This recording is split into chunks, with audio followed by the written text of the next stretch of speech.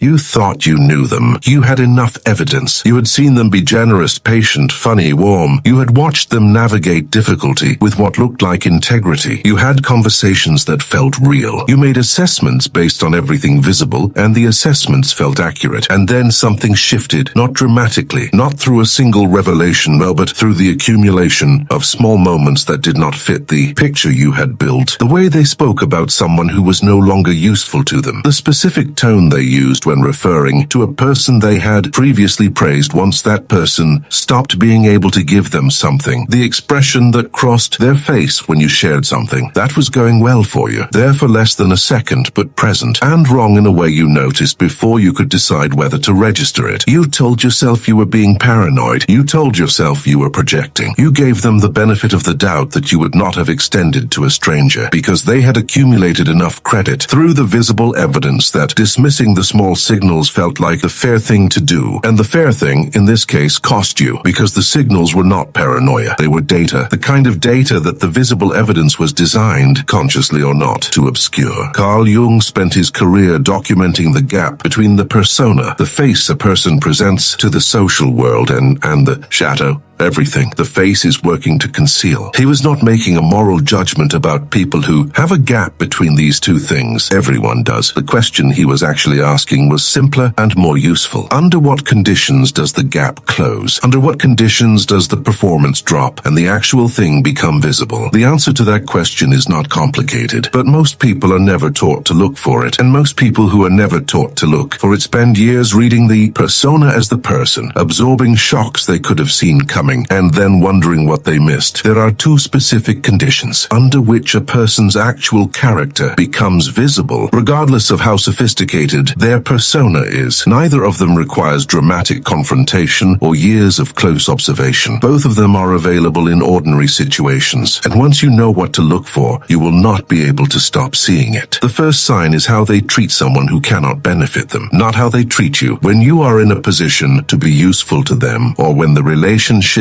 is in good standing and mutual investment is still occurring, so how they treat the person who has nothing to offer, the waiter who is slow, the colleague who is no longer on the relevant project, the person at the party who is not connected to anyone they need to know, the friend who is going through a period of difficulty that does not make interesting conversation and whose problems are not solvable by the kind of support that also makes the supporter feel good about themselves. Watch what happens in those interactions, not what is said, but what is done. Whether the attention they give the unremarkable person is consistent with the attention they give the remarkable one. Whether the patience available for the slow waiter is the same patience available for the person whose mistake has direct consequences for them. Whether the person struggling gets the same quality of presence they give to the person thriving. Most people do not behave consistently across these categories. The persona maintains its performance most reliably when the audience is positioned to give feedback that matters. When the audience has nothing to offer, the performance relaxes. And in that relaxation, the actual character becomes visible with a precision that years of close observation in high-stakes contexts rarely produces. Jung called this the moment the mask slips, not through confrontation, but through the simple absence of incentive to maintain it. You will see more about who someone actually is in how they speak to the person who cannot help them than in everything they have ever said and done in your presence. This is not cynicism. It is the most efficient tool for accurate assessment that exists. Use it before you invest, not after. The second sign is how they respond when something goes well for you, not what they say. What happens before they say it? The half second before the response is constructed, when the reaction is still involuntary. The micro-expression that appears before the appropriate words arrive to cover it. The quality of their congratulation, whether it arrives with the warmth of someone who is genuinely pleased or the deliberateness of someone who performing pleasure for social reasons while processing something else internally. Whether they ask questions about your success, the questions that indicate genuine interest in experience you are having, or